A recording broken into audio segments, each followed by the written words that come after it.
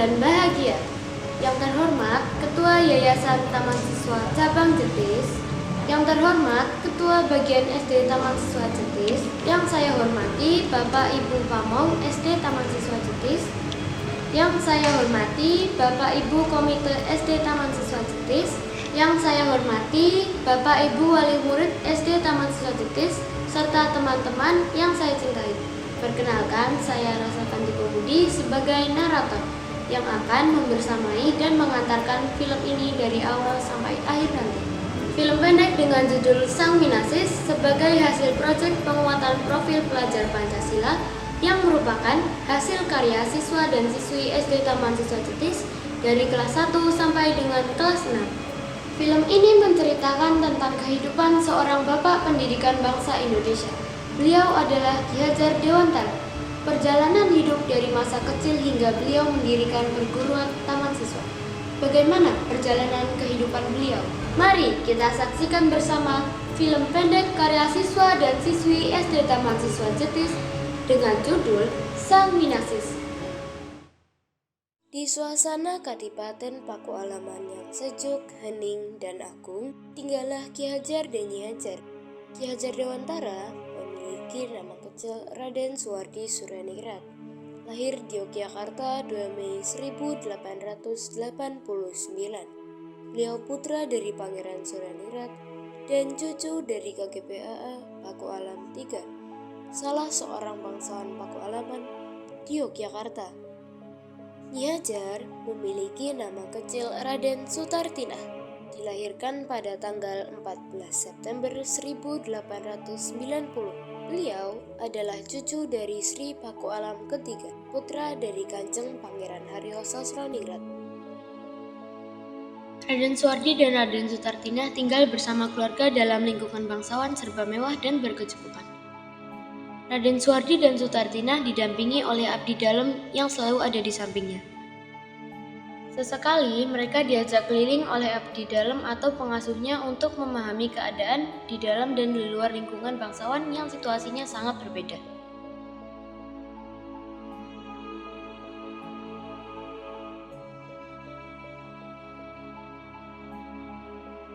Beliau diajak abdi dalam untuk bermain bersama dengan anak-anak pada umumnya. Menari, menyanyi, bermain, dan bergembira bersama.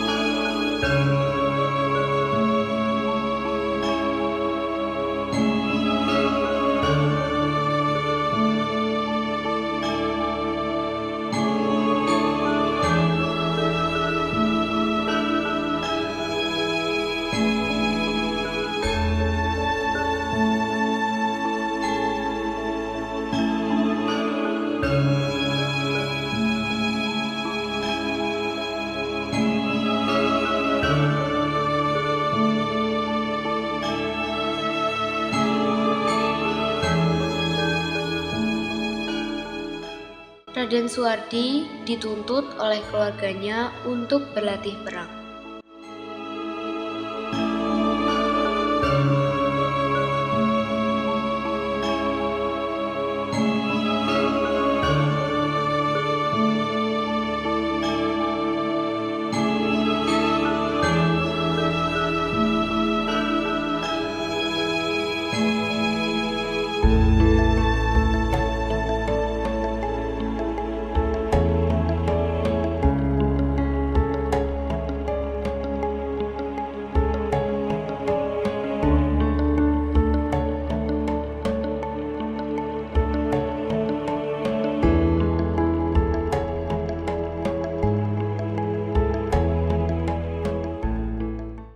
Sutartina berlatih menari tradisi.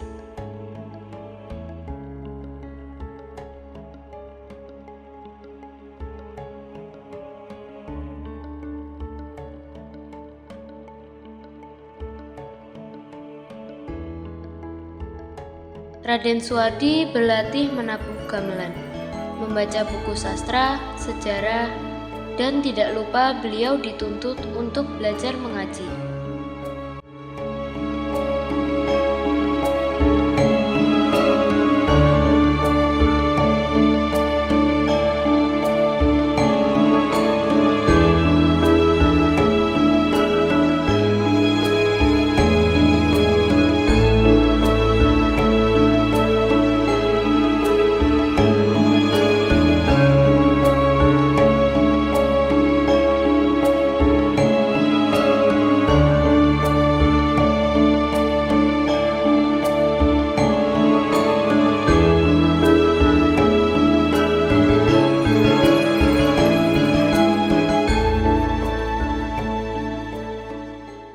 Raden Suwardi dan Sutartina bersekolah di Els, yang merupakan sekolah dasar khusus para anak Eropa dan anak bangsawan.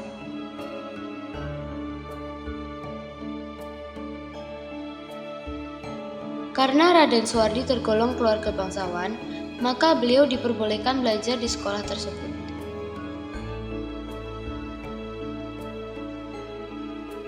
Bahasa yang digunakan untuk pengantar belajar adalah bahasa Belanda. Beliau bergaul hanya dengan anak-anak Eropa serta beberapa anak bangsawan Indonesia lainnya. Raden Suwardi dan Sutartina dengan giat belajar di sekolah tersebut dan sangat menguasai bahasa Belanda.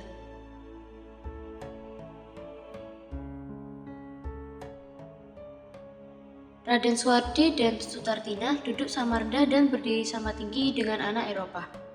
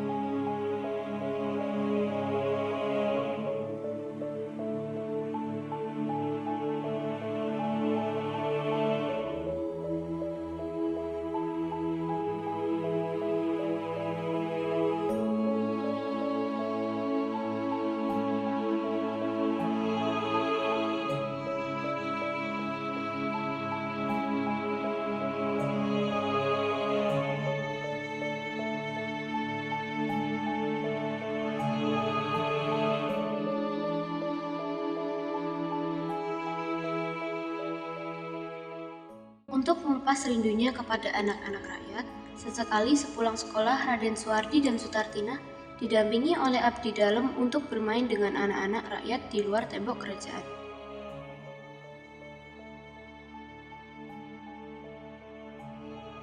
Raden Suwardi dan Sutartina merasa tidak ada perbedaan kasta bersama anak-anak rakyat.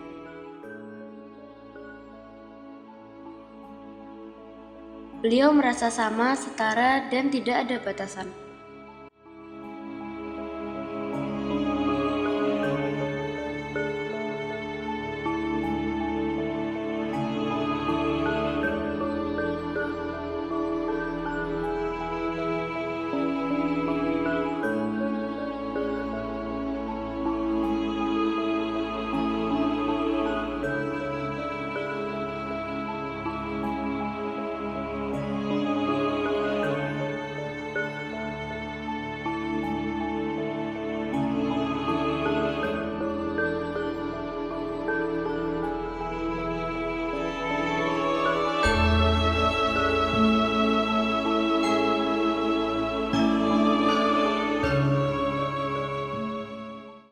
10 tahun kemudian, perjalanan Raden Suwardi Suryoningrat.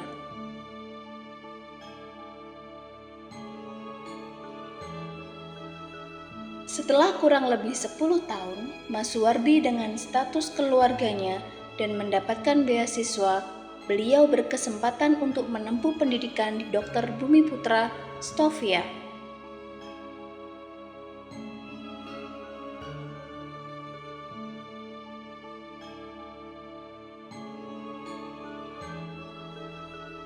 Mas Suwardi juga berharap kelak dapat menolong rakyat yang masih banyak memerlukan pengobatan.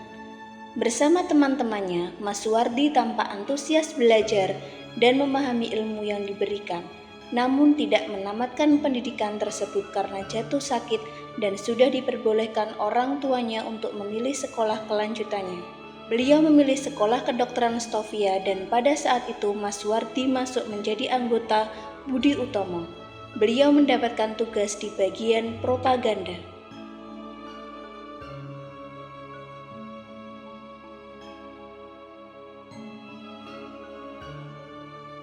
Kisah cinta Suwardi dan Sutartina melalui surat yang selalu tertulis dari tangan beliau.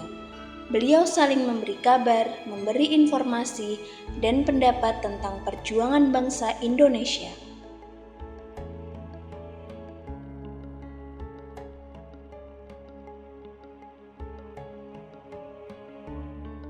Rasa khawatir Sutartina saat itu tertuang melalui surat yang dituliskan.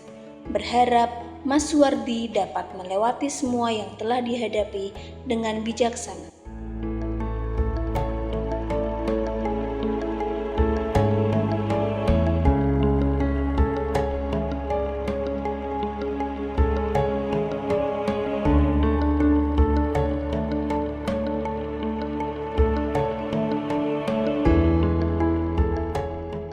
Akhir bulan Agustus 1913, Suwardi dan Sutartina melangsungkan pernikahan sederhananya di Puri Suryoningrat.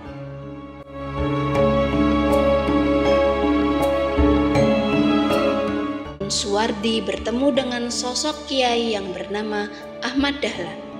Beliau adalah tokoh ulama di Yogyakarta. Di pertemuan tersebut, Suwardi menceritakan keluh kesah selama di pengasingan dan banyak pengalaman yang didapatkan. Ahmad Dahlan memberikan nasihatnya kepada Suwardi untuk merubah, mengkaji lebih lanjut peluang perpaduan konsep pendidikan karakter dengan basis nilai keagamaan dan kebudayaan bangsa.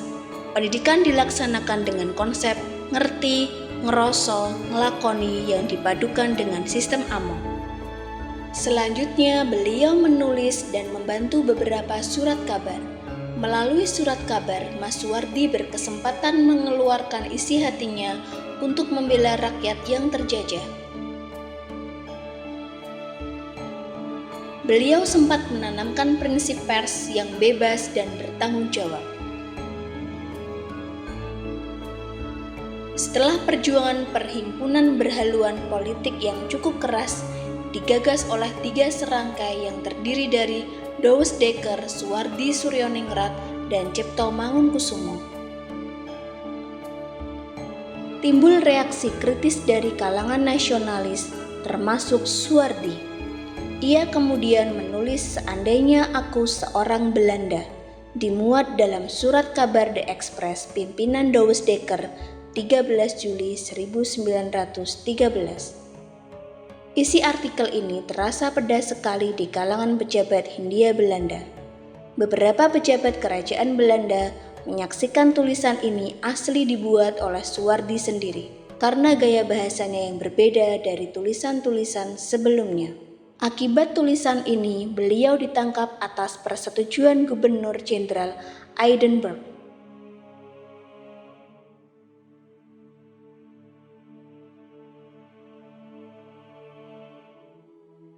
Dalam pengasingan di Belanda, Suwardi aktif dalam organisasi para pelajar asal Indonesia.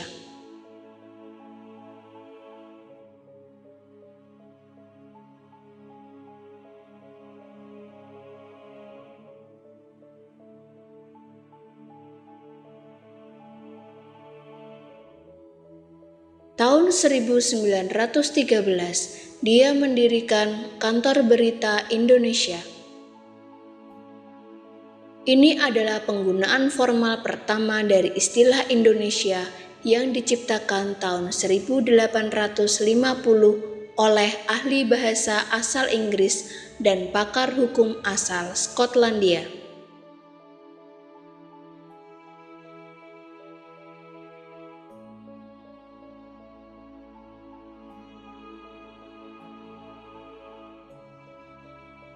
Disinilah beliau kemudian merintis cita-citanya memajukan kaum pribumi dengan belajar ilmu pendidikan hingga memperoleh Europe's Acta, suatu ijazah pendidikan yang bergengsi yang kelak menjadi pijakan dalam mendirikan lembaga pendidikan yang didirikannya.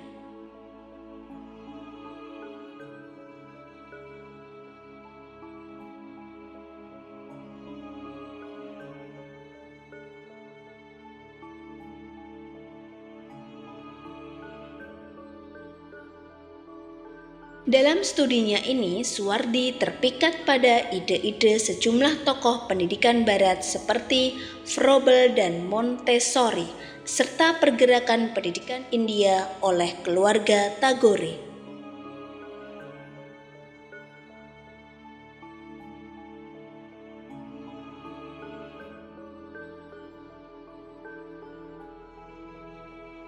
Pengaruh-pengaruh inilah yang mendasarinya dalam mengembangkan sistem pendidikannya sendiri.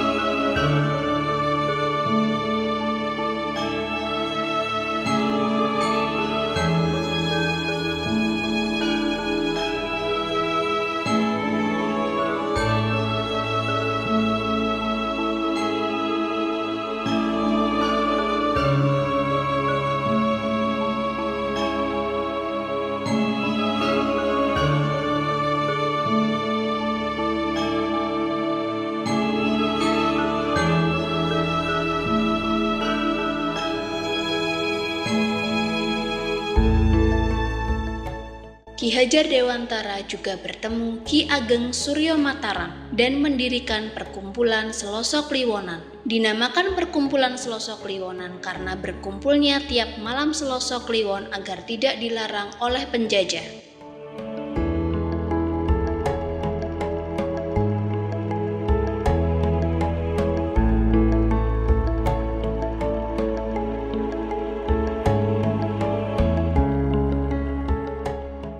Perkumpulan ini dipimpin oleh Ki Ageng Suryo Mataram sebagai ketua dan Ki Hajar Dewantara sebagai sekretaris. Dalam suatu diskusi dipermasalahkan bagaimana cara mencapai kemerdekaan Indonesia. Setelah melalui perang-perang Nusantara dan perjuangan politik selalu gagal, diputuskanlah bahwa untuk mencapai kemerdekaan diperlukan pendidikan jiwa merdeka. Maka ditugaskanlah kepada Ki Hajar Dewantara untuk mendidik jiwa merdeka bagi anak-anak. Ki Ageng Suryo Mataram ditugasi untuk mendidik jiwa merdeka bagi orang-orang dewasa. Selanjutnya, Ki Hajar didampingi oleh Nyi Hajar menerapkan apa yang telah beliau dapatkan.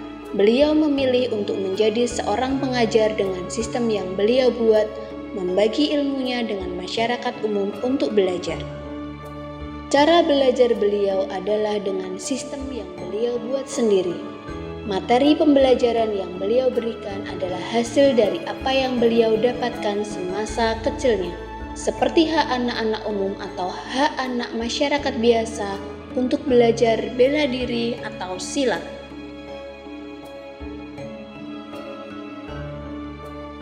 Belajar mengaji,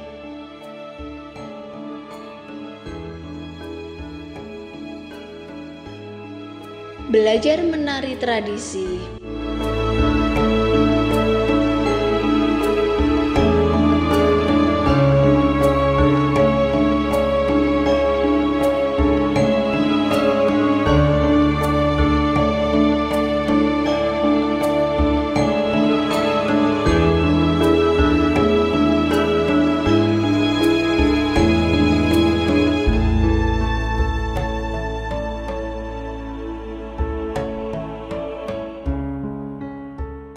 belajar karawitan,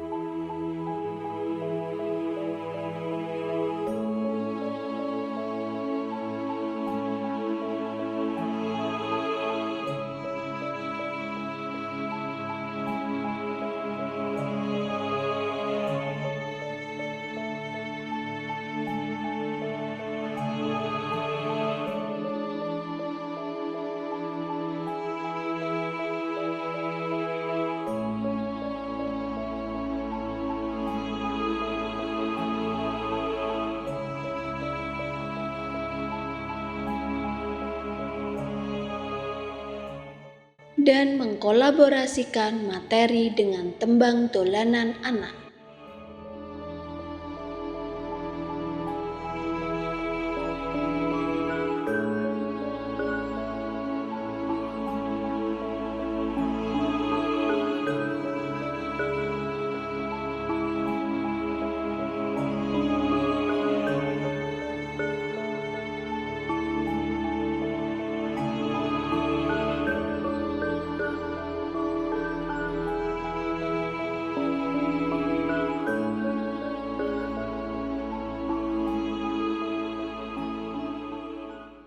Saat beliau genap berusia 40 tahun, menurut hitungan penanggalan Jawa, beliau mengganti namanya menjadi Ki Hajar Dewantara. Ia tidak lagi menggunakan gelar kebangsawanannya di depan namanya. Hal ini dimaksudkan supaya beliau dapat bebas dekat dengan rakyat, baik secara fisik maupun jiwanya. Tepat pada tanggal 3 Juli 1922, beliau Ki Hajar Dewantara mendirikan Perguruan Taman Siswa atau Perguruan Nasional Taman Siswa. Semboyan dalam sistem pendidikan yang dipakainya kini sangat dikenal di kalangan pendidikan Indonesia.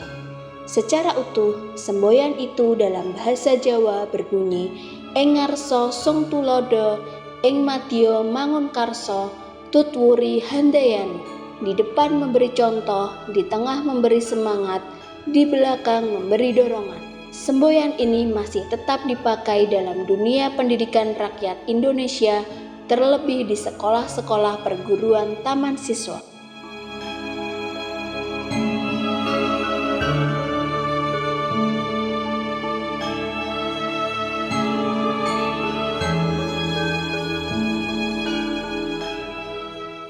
Inilah persembahan film pendek karya seluruh siswa dan siswi dalam proyek penguatan profil pelajar Pancasila SD Taman Siswa Jetis, Yogyakarta dengan judul Sang Winasis.